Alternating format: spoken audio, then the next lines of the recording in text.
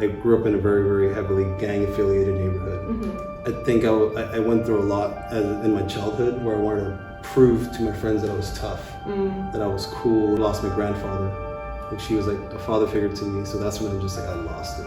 I went from, that's the first time I picked up a spray can and I was pissed. But what my best friend said, if you would stop drinking, the ability that you would succeed would be on another level. When I paint murals, like everything stops. Yeah. If you could give advice to a young artist who has a dream of pursuing art professionally, what advice would you give them?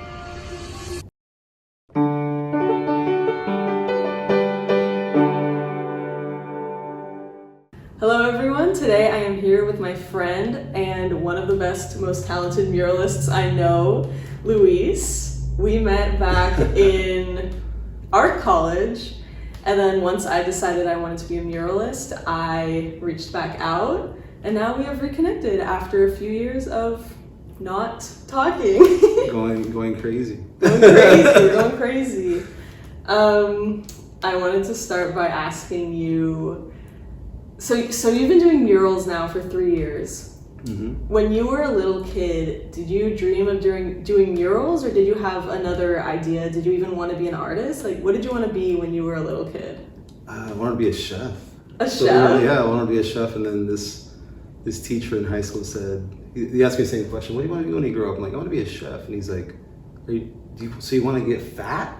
And I was like, what? And I'm like, and that's when it kind of hit me. I'm like, yeah, I guess I don't know. You know, my dad was always a chef. I always worked in restaurants. But I think it came at a young age where a lot of my cousins would like color in books. Yeah. And when they busted out the crayons or the markers, I'm like, man, they're so good.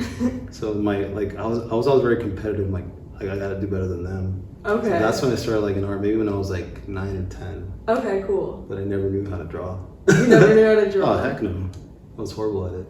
When did you start learning how to draw pretty well? So I didn't start learning how to draw well, but I got into it in junior high. Okay. I saw this kid doing these like graffiti letters, and I was like, whoa, that's cool. Yeah. So I was very, very heavily into like, you know, b-boy, you know, the hip hop scene, obviously the graffiti scene, all that, but never really did it. But I went with that mentality towards high school. Okay. And that's where whoa, there was some good art here. Like people were taking art classes, and I think it's when I took an art class in high school where I really built like a love for it. Got it. But I was never good. You were never good? No, that's like, crazy. I can't do that. Now you are literally such a talented illustrator. Like your rendering skills are insane. Yeah, thank you. Did you feel like if you yourself as a little kid saw you now, would you be surprised? Like, oh my god, like I'm a muralist, like I'm painting huge walls. Oh, heck yeah. I'd be like, I want to be just like him. Aw, that's so good. Yeah. I think it came to, I think the art came in, like, so I went through a lot as a kid. I grew up in a very, very heavily gang-affiliated neighborhood. So I always tell people there's four things you could do. You could have a job once you graduate high school, or go to school, one of those two. Yeah. You could become a drug dealer. You could become a graffiti artist, or the last one, you become a gang member. Right. So I was like, well, I chose the job and the graffiti. So the graffiti was to keep me, you know, like have a posse, keep me safe and all that. And that's where I really built a love for art. And this was maybe like, I don't know, maybe 1999, 2000, where I started liking it a lot. And eventually I made my own crew. Wow. I got a bunch of my friends.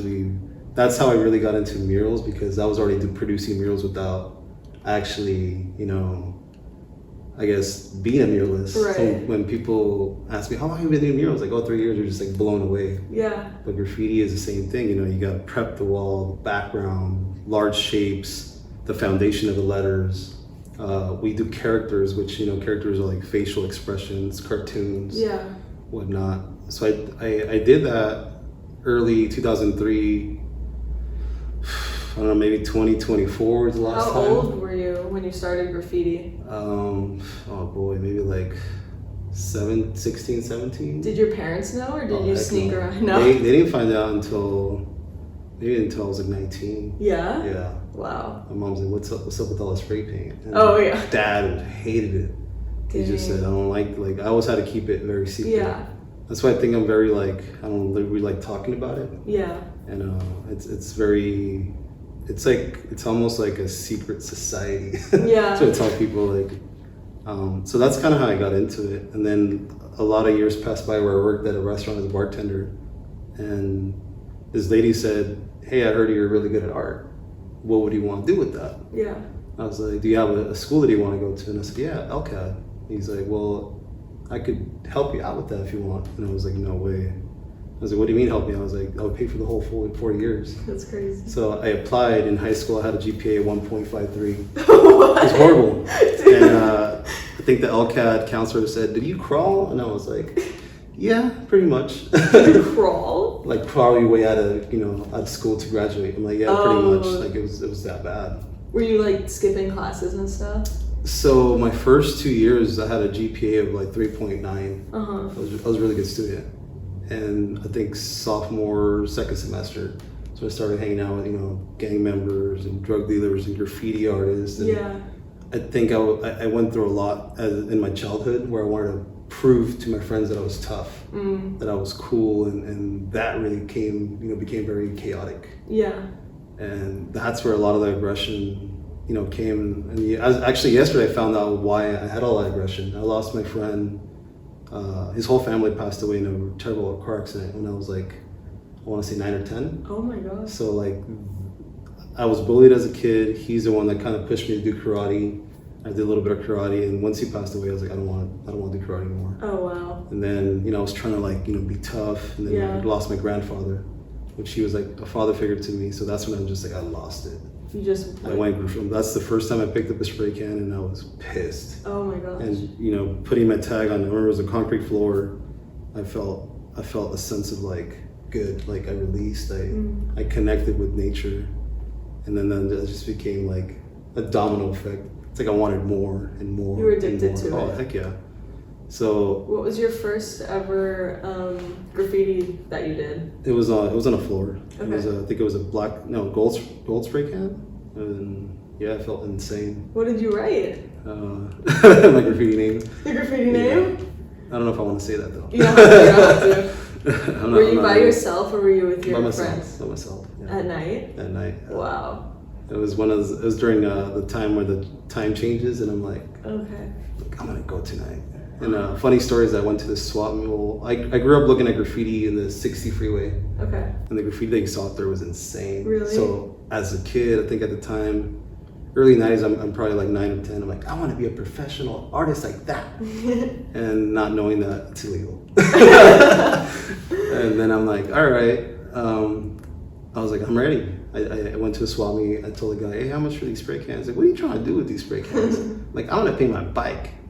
He's like, with the red one and the yellow one? I'm like, no, I just want the black, gold, and silver. He's like, all right, well, look, they're each $3. So how about you take the 3 and I'll give them to you for $10? I'm like, all right, cool, I'll buy them. And I waited for the night, and I went and I hit up my first tag. Oh wow. Yeah. And then you snuck out of your house and you snuck back in? And Yeah. no one caught you? No, well, it was spray cans. So I stashed them in my front yard in the bushes. Oh my gosh. But eventually, that became like, tags became bombs. Bombs are like 2-color pieces. Okay. And then, we call them burners, so that you're doing like 4 colors, 5 colors. So it's like the cans started loading up. Yeah. I was like, oh man, what do I do? One time I asked this guy at Home Depot to buy me a bunch of cans. And I stashed them in a trail not too far from my house. And the next, the night comes up, and I'm like, I'm gonna go paint. They're gone. I think someone saw that I stashed them there. They stole all my spray paint. At the time it was like $25 worth. Yeah. But as a teenager, you're like, oh, my life savings. That's crazy. So yeah. Dude. So you were spray painting when you were like a teenager. Mm-hmm. Then And you were adult. working and an adult. Yeah. And then you were working at a bar. Mm-hmm. And then how did you end up going to LCAT? I think you started talking about that. So one of my really good friends was a worker with me. His name's Corey. He's like, I'm gonna tell this lady that you're an artist. I think he knew that she majored in art. Okay. So she actually brought a recruiter from Michigan It's like, hey, if you want to come to our school, you know, she's willing to pay for your school. Like, I think you should come to this school. And I looked into it. I was like, oh man, Michigan, that's so far. Like, it's brutal there, it's cold. And she's like, it's up to you, whatever you want to do. I support you. So I applied to ALCAD. I didn't get in, obviously. And then I asked you didn't get in the first time? What major did you apply for? Illustration. Was your portfolio like bad? It wasn't my portfolio. He said the portfolio is okay. Okay. I think it would have been acceptable, but the GPA in high school was horrible. Right. So therefore, we're like, dude, like LCAD's like insane. Yeah. Like if you couldn't get through high school, imagine how is it going to be here? Yeah. So I'm like, what do I do? He's like, I would suggest go to community college. I'm like, a semester? He's like, you might need it like a whole year. Yeah. Maybe 2. So I went to Orange Coast College. Okay. And of course, I like failed one class. I'm like, I'm not gonna get it. I took a studio class and I was like, wow, this is cool. My first studio class ever. Oh man. It was pretty cool. Was it drawing class? It was drawing class, drawing 1. Nice. That's what they call it there. Yeah. And I reapplied again and I got in. I remember like I was parked in my car. I was about to crack a beer, and yeah, it was bad. And I was all depressed. And I get the email and I was like, congratulations, you have been accepted at ALCA. And I was like, no freaking way. So immediately I told the lady, she's like, all right, well, let's start, you know?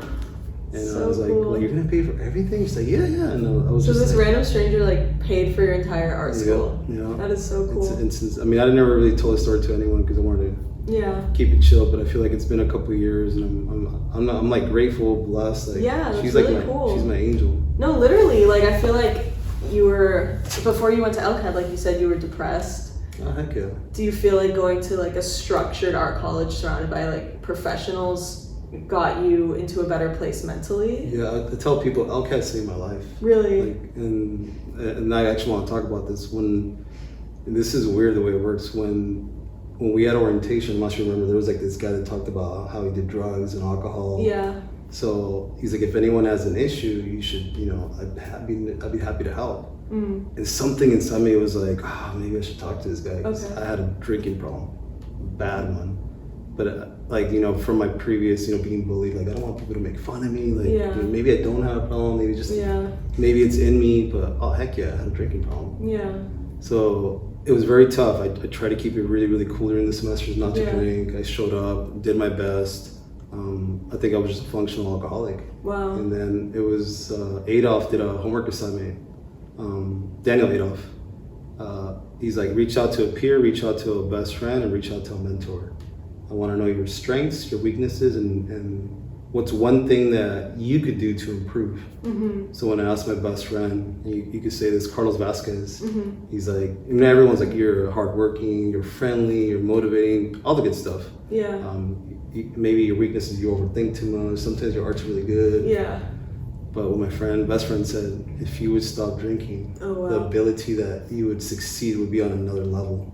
And it was like a bam, it hit me, and I was like, okay. So that's why I tell people, like, if it wasn't for ALCAD, I would have never knew that. Yeah. Like, that's when I realized, like, I need to stop drinking. That's really brave of you to like own up to that and to ask for help. Well, that's the thing. People are like, did he go to AA? I'm like, no, I think that was the biggest, not a slap in the face, it was a punch. Yeah. Hearing your best friend tell you that. Yeah, well, that, and then like the lady helping me. Yeah. Like everything just kind of like stacked up, and I'm like, this is what I'm supposed to do. This is my purpose. Yeah. It's not going to be easy, but this is what you got to do. Right. And like the universe is being like, dude, you're literally going to school, and like everyone is supporting you, so like you got to get your shit together. And like you can't be like, oh, you know, I did my homework, now you're gonna go back home and like now I'm gonna celebrate and get hammered. Right. Like it's just, there's no time. It's a circle that ends up in the same spot. Yeah. There's no growth, and that's when I realized like I need to do something, and I went cold turkey. Wow. So you like haven't drank anything since 2021. Wow. 2021. Congratulations. Thank you. Yeah, it's like sometimes I get like when I see people drinking, I'm like, all right, I'm out. Yeah. Like they're getting weird. Yeah, especially when you're the only sober one. Like it's cool the first couple hours, but once it's like they have 2, I think after 5 drinks, I'm like, yeah. I still have a hard time with it. Yeah. Which is weird. No, that makes sense. Like I thought I would be over it by now, but I realized a couple weeks ago, I'm like, I'm not over this. Yeah. It still affects me. Yeah. So it's like, you know, get out of the environment. Yeah, that's smart.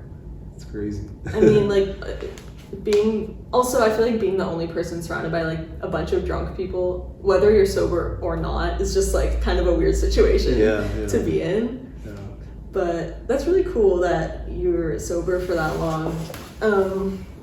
Was there a point, so after you graduated from LCAD and you decided, I'm going to be an illustrator, I'm going to do art as a living, was there a point where you're like, I can't do this, like I need to give up, I need to change my career? Many times. Many times. Many times. So in the whole getting sober, I was so busy at the time. I got my first mural commission because we had to do a senior project, and me is like, what do I do? So my idea was to do illustrative topography, because it's graffiti. Yeah. But at the time, Savas was the dean. He's like, don't do that. Yeah. Illustration shouldn't express, typography. Illustration should express itself on its own. And I didn't understand that, but I think what he's trying to say, like if you do some like a floral with a frog and clouds, like if you capture the essence of a sunset, then you're like, wow, that's cool. Right. I shouldn't put the word sunset. Yeah. It's like kind of giving it out. I think that's what he meant. Yeah. So I think I talked to Daniel. I'm like, what should I do? He's like, dude, do graffiti. And I'm like, no, I'm not doing that. He said, well, what about murals? I was like, oh, yeah. So somebody told you about murals. You didn't come up with it on your own. No, it was through school. I think it might have been Daniel that kind of implemented that, and same with David Vargo. Okay. Or Dave Vargo. Yeah. And I'm like, maybe I should do that. So I'm like, well, I'm not doing graffiti, but maybe I could kind of implement that somehow. Yeah. And that was my project, and then I ended up getting my first commission for the Malton Museum as I'm going to school. So I said, look, I could do that project, but it's probably gonna be my very last project as a senior. He's like, great. So I started doing, the thumbnails, the sketches, and a lot of revisions, and finally accepted it. So it's like, I had to figure out how to do contracts, how to email, how to, negotiate, how to do phone calls in person, shake hands, and it was like, I was still going to school at the time. So it's like, I got thrown and I learned all that. So it's like now that I look at it, it's like, why I quit drinking, the lady that helped me out, people that I met throughout, like people like you, amazing, like you motivate me so much. It's like, it's part of the whole entire, progress. It's part of the whole plan. Right. So it's like, I have to make it work. Yeah. That's what keeps me going. Yeah. I feel like that too, because also like I never planned to be a muralist. Yeah. It just kind of happens. And that's what they say usually, when it just kind of happens, and that's probably your purpose. Yeah. It's like, back in my days, I'd rather do graffiti and be on hip hop, music videos, but it's like, I didn't plan for this, but I love it. I like it when people come and say, wow, the colors are beautiful, like, what's your inspiration? Thank you so much for doing this. It's like, wow, it's like a little kid in me is like, oh, that's so cool. I like my work. Yeah, seriously. So I think it's very therapeutic. Yeah. Like, it really makes you feel like you're giving back. Yeah. And if you're not giving back in this life, then you're living a life without purpose, I think. Yeah, I agree. That's kind of how I feel. What role has your wife played in your career and everything? Oh man, I tell people, if it wasn't for her, I wouldn't be alive. Really? I think she still put up with my drinking for a long time. So you guys met when you were drinking? Oh yeah, so we got married in 2015. Still pretty heavy drinker. Okay. I didn't stop till 2021. And she just like... I put her through a lot. Oh wow. Yeah, so she's like, I knew deep inside you had it in you. And she's the one that, like, if you don't go to the art school, you are. Because I'm sorry to say, you're gonna be stupid. You will regret this. So there's someone that's willing to pay. They believe in you more than you believe in yourself. Yeah. So I think that's why I also did so well in school. Like, when I had a 1.53, I was like, screw that. I'm gonna make sure I have a 4.0. Well, that was hard. Yeah. But I still got the magna cum laude. I'm like, what is that? Oh, nice. And I was like, oh, that means that you have a pretty high GPA. I'm like, oh, yeah, I guess. That's awesome. No, that's so cool. Like, you really turned your life around. I wanted to zoom up, but whatever, dude. Hey, you got the degree. Yeah, I did, yeah. You finished. So that's when I was like, oh, I'm not going to let that happen. I'm going to try my best. Yeah. And, you saw, like, you and I, like, there was days where I'm gonna do my homework, and like Hannah was like, "Oh, I already finished that." I was like, "What?" It's like, give it 2 weeks, man. Like, how do you, like, where do you have to? He's like, "Oh, I just go, like, the minute we leave class, like, I'm already doing homework in my car or where I'm like, yikes." Were you painting in the car? Yeah, seriously.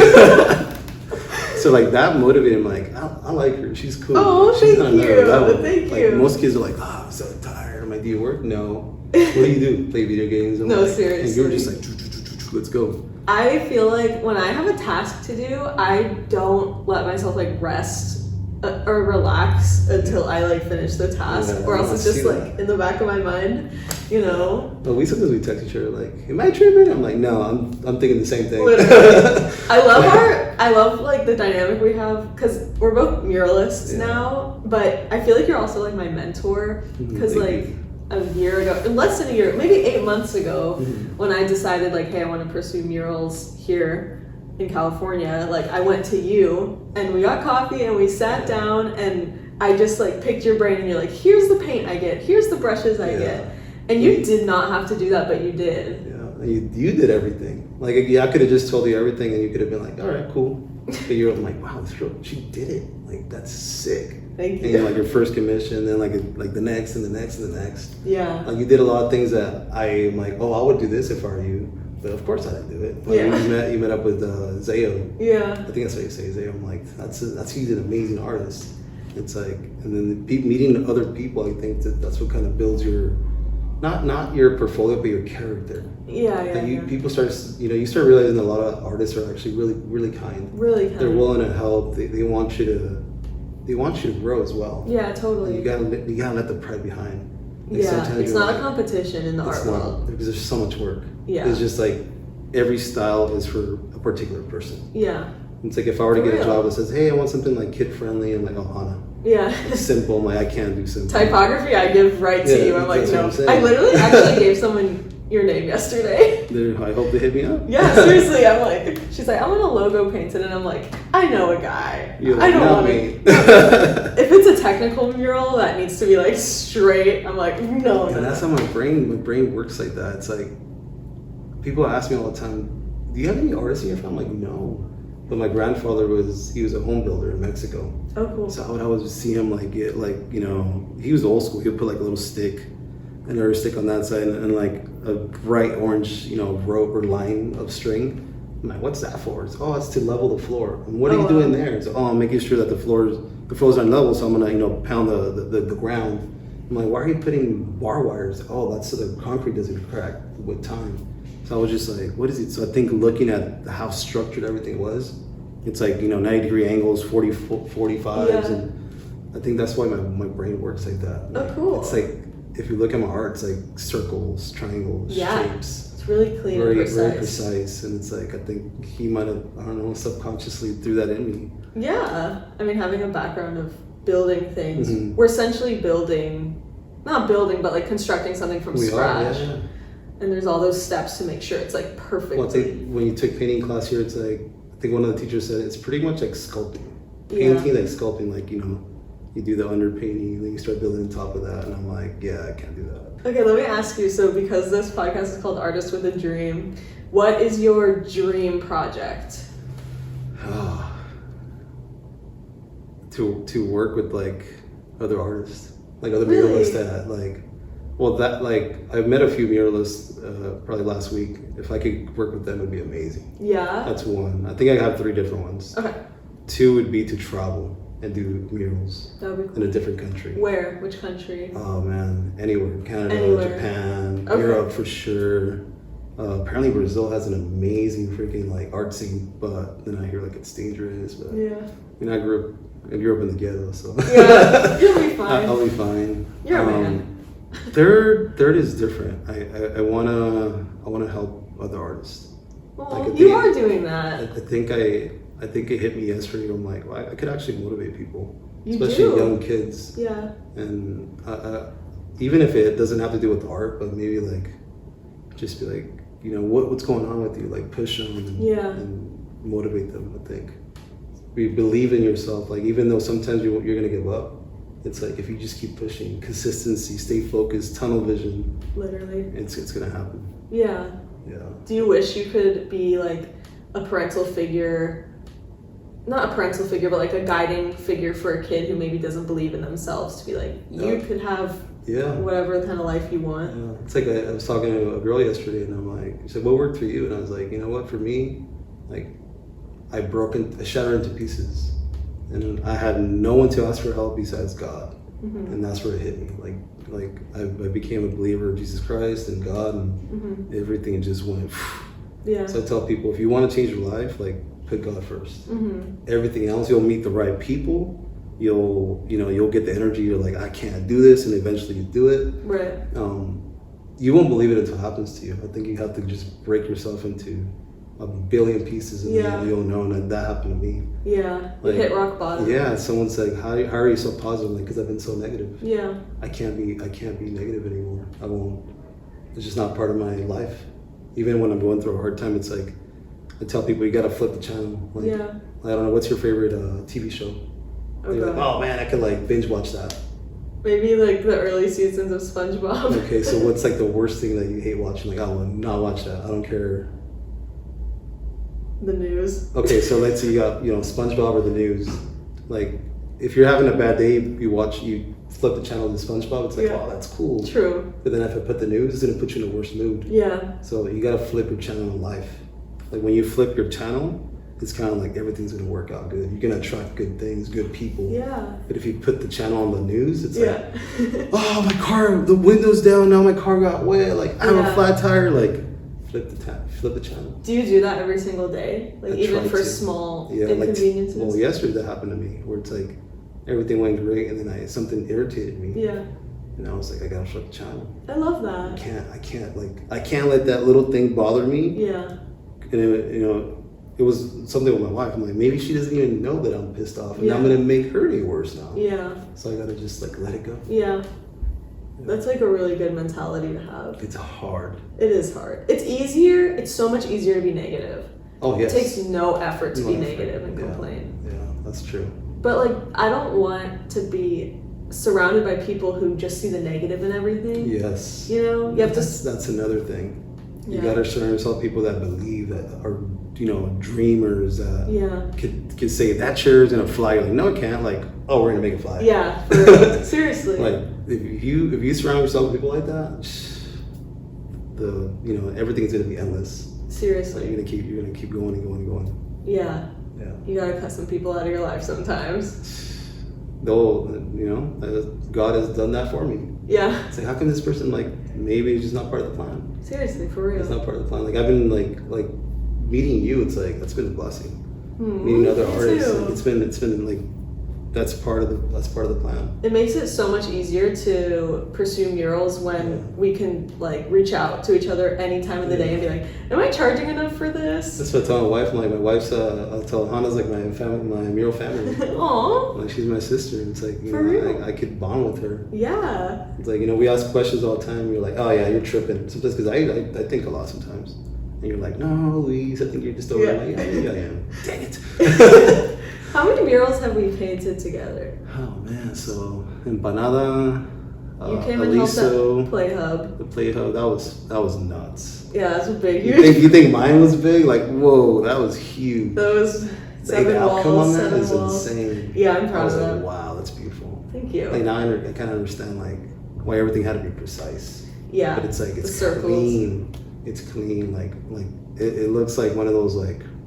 I don't know, it could be in a magazine, I guess, right? Oh, thank you. It's like, oh, Hannah did this. This is cool. I actually just signed it again, like 2 days ago. Looks good. Because the I was signature. showing my wife, she's like, wow, is that? I'm like, that's the one that Hannah did.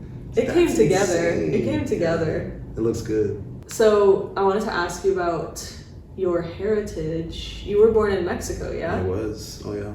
And then how old were you when you moved here? So I was born in Saguayo, Michoacan.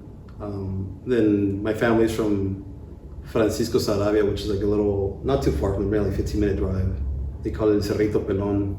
The reason I'm saying all this because if there's people watching, they're gonna say, "Oh, that's bald. That's my boy." Cerrito Pelon means like the bald hill. Okay. So we have a little hill, but it has nothing on it.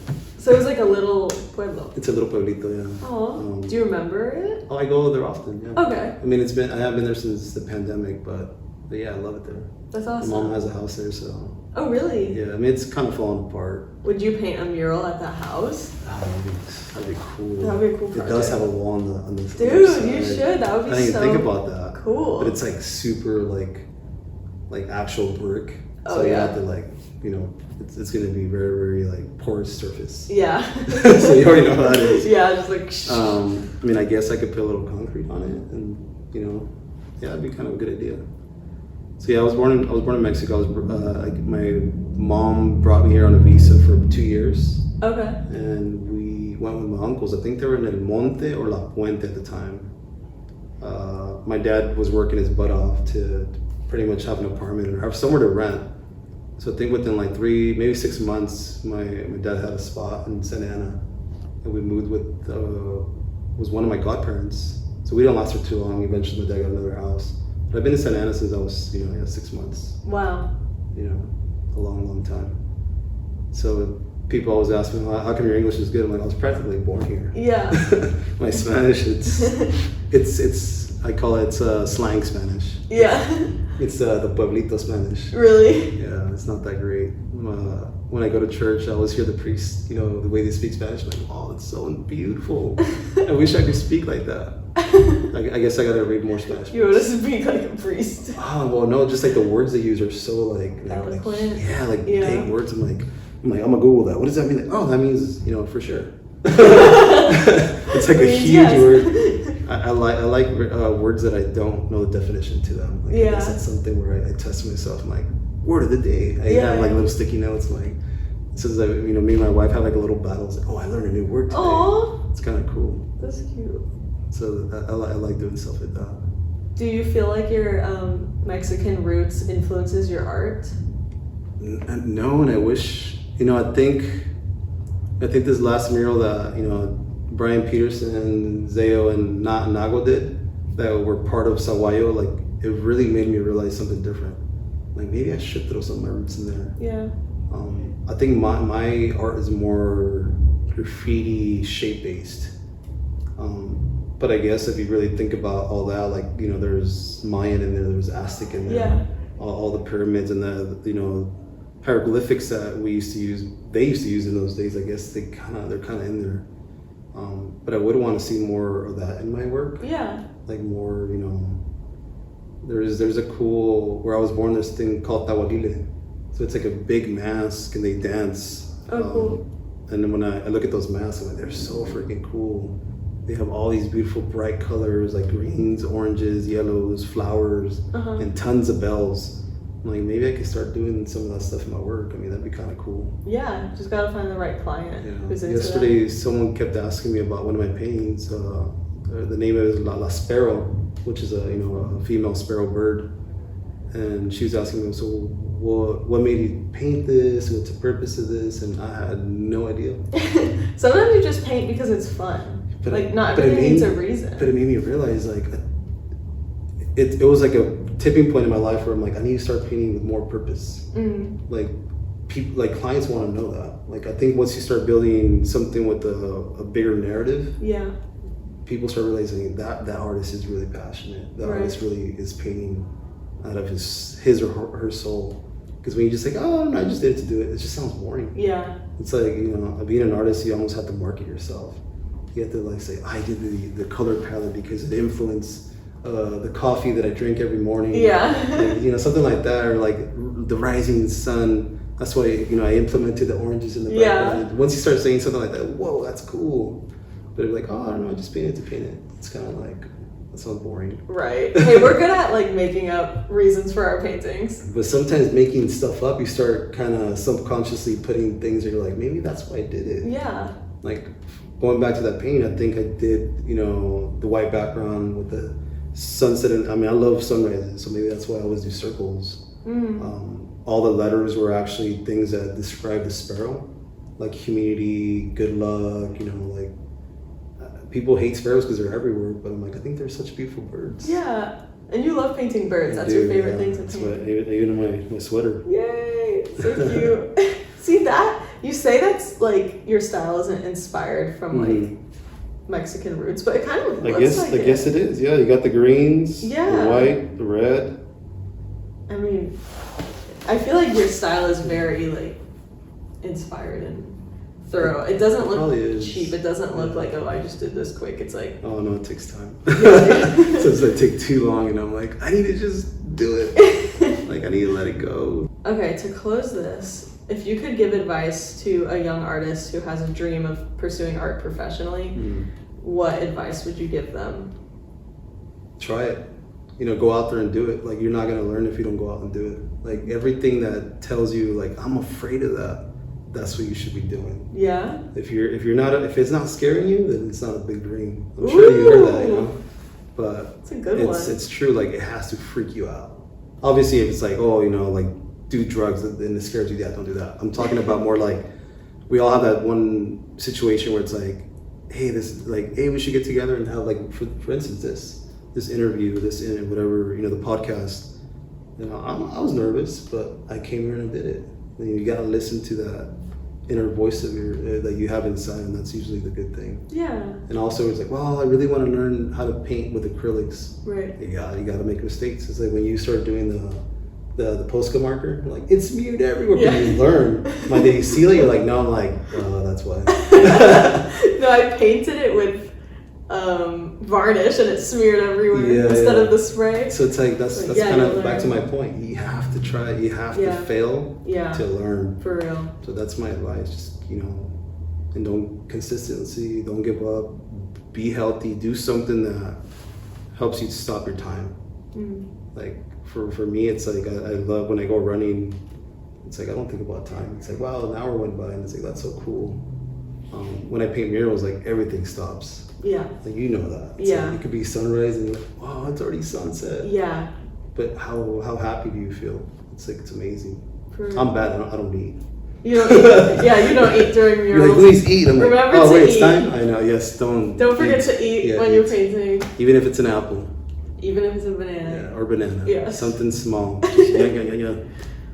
But the fact that you're so invested in your mural painting that you forget to eat, like, is kind of cool. It's stopping your time. It's because I'm so happy. I'm in a happy place. Aww. Yeah. It's like, oh, I can't explain it. I know. And you just can't wait. You finish it and you step back and you're like, how did I do this? Yeah. Like, where did this come from? Once you get it, like, the ugly face is like the first couple layers. You're like, I hate transferring personally. That's the part that I'm like, oh yeah. Like, if I could hire someone to transfer my drawing, I'm like, please do. Seriously. But I don't have that kind of money yet. Yeah. One day. One day. We'll hire people on. Right. Or someone that designs everything and I just paint it. Really? Like, I want you to designing is fun. Sometimes, I guess. Like, I don't know if I would want this. Like, sometimes I like it when clients like, oh, I have a logo, like kind of like that. It's like, can you just paint it? How much would you charge? I mean, those are easy. Yeah, they are easy. It's like, oh, all right, this is a mock-up. You know, it is what it is. Send me the typography, whatever you got going on. And it's like, I think those are super easy. Yeah, they are easy. I like that. True. You can do them all. Different kinds. That's true. Cool. Well, thank you for coming on the podcast. Having me over. It was so good. I think this was a really good one. Yeah, let's hope so. Follow Luis on Instagram, Barajaso Art. He's amazing. And we're going to be painting more murals together in the future. Yes. Stay creative. Stay creative. I love that. Stay creative. I hope this was recording. Imagine if it wasn't. Yeah, it was. That was 46 minutes.